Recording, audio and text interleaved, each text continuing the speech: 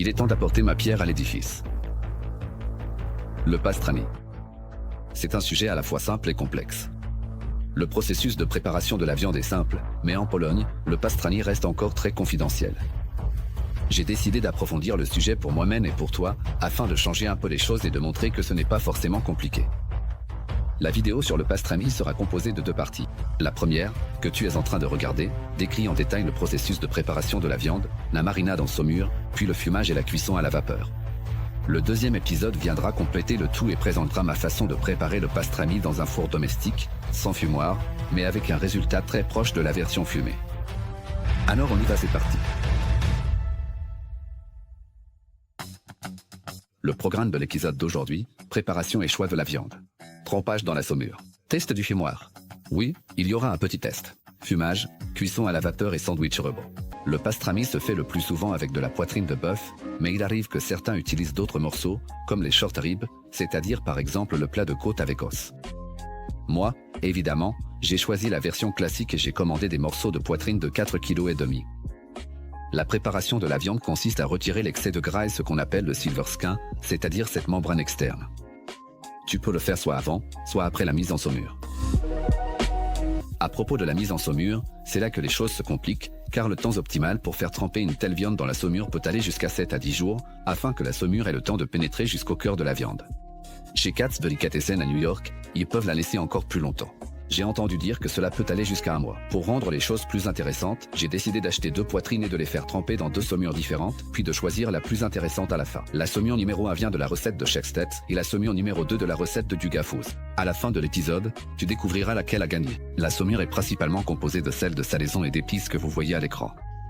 J'ai essayé d'ajuster la quantité de sel de salaison à peu près selon les instructions sur l'emballage. Pour le reste des épices, j'ai suivi les instructions des 2 chaînes. Dans une grande casserole, j'ai mélangé l'eau, le sel et les épices, que j'avais pour la plupart testé brièvement à la poêle auparavant. J'ai porté le tout à ébullition puis mis de côté. Dans un grand récipient, j'ai ajouté 1 kg de glace pour que la saumure chaude refroidisse immédiatement, en veillant à ce que la quantité d'eau corresponde à la recette après l'ajout de la glace. J'ai mis le pot en entier, même si à ce stade j'aurais pu le diviser, mais j'en discuterai dans un instant. J'ai recouvert la partie supérieure de la viande avec un récipient d'eau ou des blocs réfrigérants, pour que tout soit bien immergé. Maintenant, je laisse ça au réfrigérateur pendant 10 jours, en retournant la viande à peu près à mi-parcours. Ici, nous devons remonter d'environ 6 mois en arrière. La société d'œuvres de Bucarest, en Roumanie, m'a contacté par email dès décembre 2023 pour me dire qu'ils aimeraient m'envoyer leur fumoir pour des tests. Comme ils viennent tout juste de démarrer et qu'ils sont une petite entreprise, j'ai dit que je serais ravi de voir ce qu'ils font d'intéressant. D'autant plus que j'avais de toute façon prévu d'acheter un fumoir pour cette saison. En plus, je savais que je devais enfin aborder le sujet du pastrami sur la chaîne. Et voilà, quelques mois plus tard, ce petit bijou est arrivé chez moi, avec un style qui rappelle un peu les maisons traditionnelles montagnardes polonaises. Ils ont même fait une gravure Foxgotuj, c'est génial. Alex, qui a coordonné tout le processus, m'a demandé, je dirais, de façon totalement honnête, ce que je pensais de cet appareil. Donc maintenant, je vais rapidement passer en revue sa construction, son principe de fonctionnement et ajouter quelques conclusions pour dire si elle me plaît. J'ai reçu la version classique, c'est-à-dire sans écran, sur lequel ils travaillent encore et ils m'ont dit qu'ils ne voulaient pas m'envoyer un produit qui n'est pas fini à 100%. Je respecte ça. L'appareil lui-même est solidement fabriqué. J'aime bien les boutons, tout est en bois, donc ce n'est pas un équipement visuellement typiquement professionnel et il n'irait probablement pas dans une cuisine stérile en inox, comme dans les nouveaux restaurants. Mais ne nous mentons pas, c'est un appareil destiné aux passionnés à la maison, qui sera probablement installé dans une sorte de cabanon. En haut, nous avons une sortie de fumée, qui peut être fermée ou ouverte. Le câble 230 volts, puis il y a les boutons, de gauche à droite, power, c'est-à-dire l'interrupteur. Heat, c'est-à-dire le chauffage. Ensuite, convection, c'est-à-dire la chaleur tournante. Fan, c'est-à-dire un ventilateur supplémentaire pour le séchage. Le suivant, c'est le compresseur, c'est-à-dire l'activation et le contrôle de l'injection, pour ainsi dire, de la fumée. À propos de la fumée, le kit comprend des copeaux de hêtre pour le fumage ainsi que des tubes en acier et des crochets pour suspendre la viande. Le kit devrait aussi contenir des grilles, mais les gars ont oublié de me les emballer. Je m'en suis bien sorti, j'ai acheté des grilles pour barbecue. Le principe de fonctionnement est très simple. On verse les copeaux dans le plus grand tube et on les allume par les ouvertures du bas.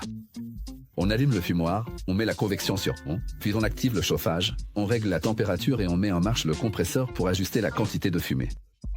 La fumée passe du tube le plus large au plus fin, et ce petit tube, grâce au compresseur, pousse la fumée dans le fumoir, qui s'échappe ensuite par le haut.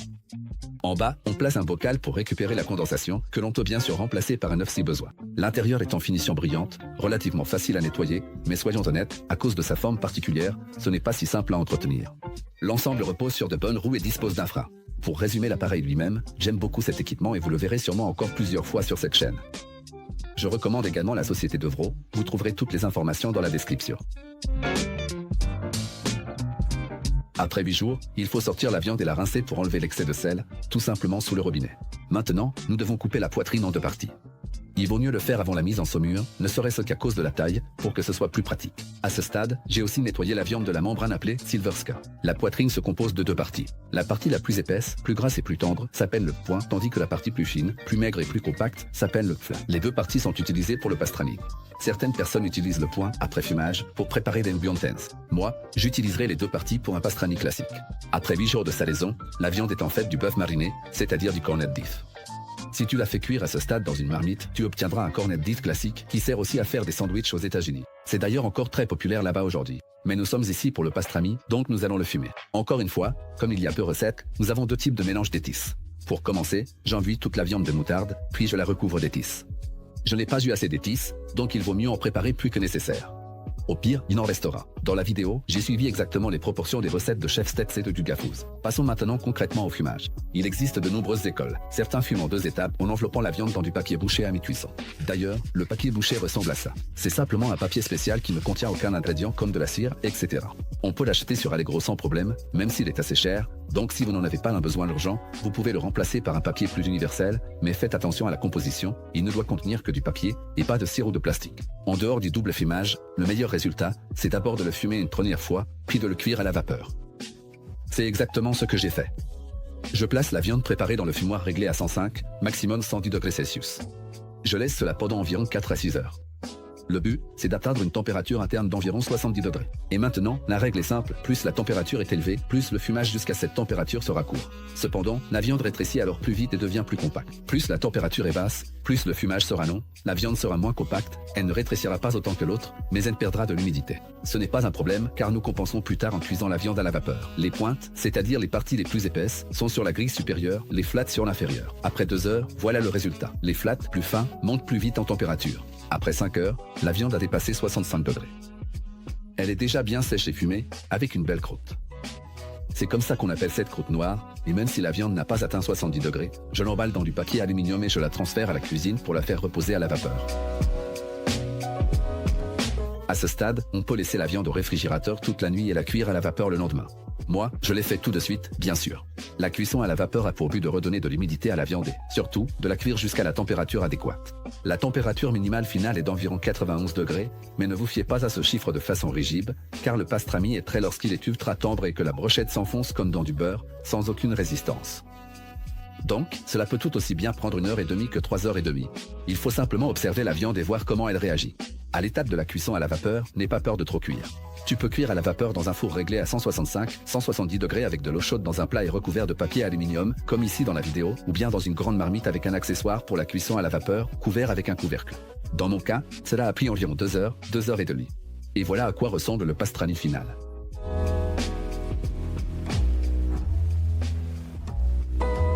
Et cette partie noire, je rappelle que c'est ce qu'on appelle le bark, c'est-à-dire l'écorce. Et cet effet signifie que le pastrami est réussi. C'est tout à fait ce qu'on recherche. Et la viande elle-même, son goût? Et alors, est-ce que c'est Duga ou Chef Steps qui a gagné?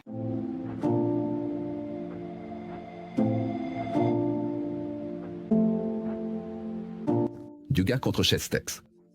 Quelle épice vais-je préférer? Commençons par celle de Duga. Assez douce, pas trop épicée. On sent bien sur les graines de coriandre. Voyons maintenant celle de Chef Steps en comparaison, plus sucrée, une saveur plus complexe, je dirais. Si je devais choisir, je prendrais sans doute Chef Steps, et c'est sur ça qu'on va partir. En ce qui concerne le sandwich d'aujourd'hui, il est 21h40. Je continue d'enregistrer. Je me suis levé à 6h, ça se passe comme ça. Donc, si jamais quelqu'un se demandait combien de temps il faut pour tourner un épisode, il a déjà la réponse. Ce n'est pas encore la fin de l'enregistrement. J'attends que la pointe finisse de cuire, puis je pourrai préparer le rebond avec ça, prendre les photos, donc il reste encore du boulot.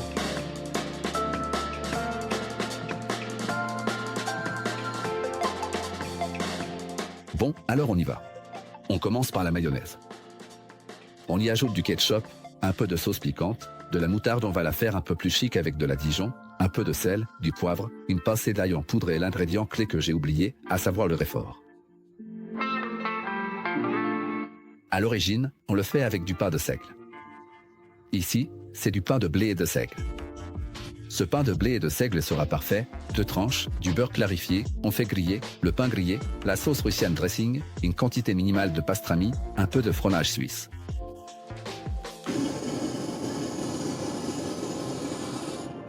un peu de choucroute.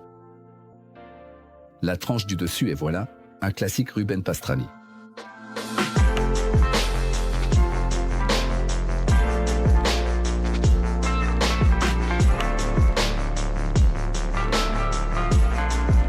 Eh bien, il est temps. Il est 11h du soir, j'ai enfin presque mon sandwich. Allez, goûtons.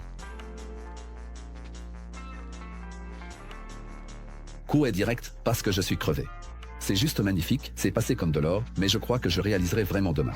Ici, j'ai tout fait à partir de zéro. Ça en vaut vraiment la peine. Je sais que ça demande beaucoup de travail, mais si quelqu'un aime faire des grillades, que ça le passionne, il doit essayer d'en faire maison. En plus, vous pouvez le faire à votre façon, en préparer à l'avance. Je vais vous montrer quelques recettes en short pour vous donner des idées de ce qu'on peut faire avec. Par exemple, un hache de pastrami pour le petit déjeuner, c'est une tuerie.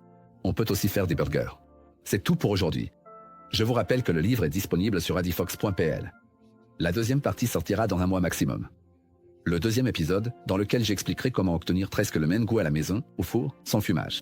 Alors restez avec moi. C'est tout pour aujourd'hui. À la prochaine. Salut. Prenez soin de vous.